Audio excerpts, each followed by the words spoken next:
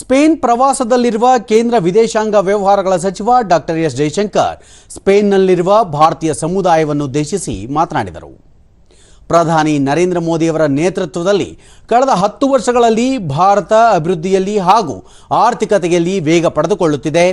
2047ರಲ್ಲಿ ವಿಕಸಿತ ಭಾರತದ ಪರಿಕಲ್ಪನೆಯನ್ನು ಹೊಂದಲಾಗಿದ್ದು, ಈ ನಿಟ್ಟಿನಲ್ಲಿ ಹಲವು ಕಾರ್ಯಯೋಜನೆಗಳನ್ನು ರೂಪಿಸಲಾಗಿದೆ ಎಂದರು. ಪ್ರತಿಯೊಬ್ಬ ಭಾರತೀಯನಿಗೂ ಎಲ್ಲ ಸೌಲಭ್ಯಗಳು ಸಿಗಬೇಕು ಎನ್ನುವ ನಿಟ್ಟಿನಲ್ಲಿ ಭಾರತ ಸರ್ಕಾರ ಹಲವು ಯೋಜನೆಗಳನ್ನು ಜಾರಿಗೆ ತಂದಿದೆ.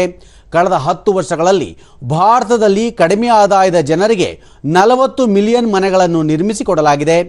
ಈ ಸಂಖ್ಯೆ ಸ್ಪೇನ್ನ ಒಟ್ಟು ಜನಸಂಖ್ಯೆಯ 54 ಪಟ್ಟು ಎಂದು ಸಚಿವ ಜೈಶಂಕರ್ ಹೇಳಿದರು.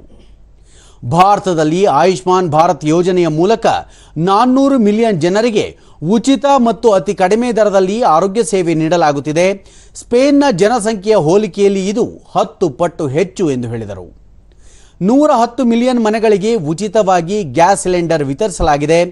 ನಗದು ರಹಿತ ಪಾವತಿಗಳ ಕುರಿತು ಹೇಳುವುದಾದರೆ ಭಾರತ ಅಮೆರಿಕಕ್ಕಿಂತ ಹಲವಾರು ಪಟ್ಟು ಮುಂದೆ ಹೋಗಿದೆ. ಅಮೆರಿಕದಲ್ಲಿ ಒಂದು ವರ್ಷದಲ್ಲಿ 4 ರಿಂದ 5 ಬಿಲಿಯನ್ ಮೌಲ್ಯದ ವಹಿವಾಟುಗಳು ನಡೆದರೆ ಭಾರತದಲ್ಲಿ ಒಂದೇ ತಿಂಗಳಲ್ಲಿ 16 ಬಿಲಿಯನ್ ಮೌಲ್ಯದ ವಹಿವಾಟುಗಳನ್ನು ನಡೆಸಲಾಗುತ್ತಿದೆ ಎಂದು ತಿಳಿಸಿದರು.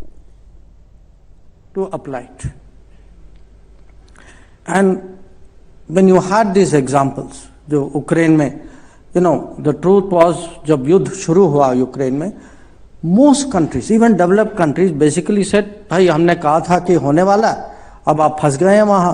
Now it's your problem. You have to figure out a way of getting out.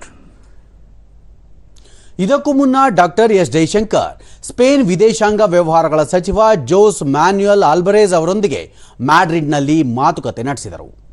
ವ್ಯಾಪಾರ, ಹೂಡಿಕೆ, ರಕ್ಷಣೆ, ಭದ್ರತೆ, ನಗರಾಭಿವೃದ್ಧಿ, ರೈಲ್ವೆ ಸೇರಿದಂತೆ ದ್ವಿಪಕ್ಷೀಯ ಸಹಭಾಗಿತ್ವದ ಕುರಿತು ಉಭಯ ನಾಯಕರು ಚರ್ಚಿಸಿದರು.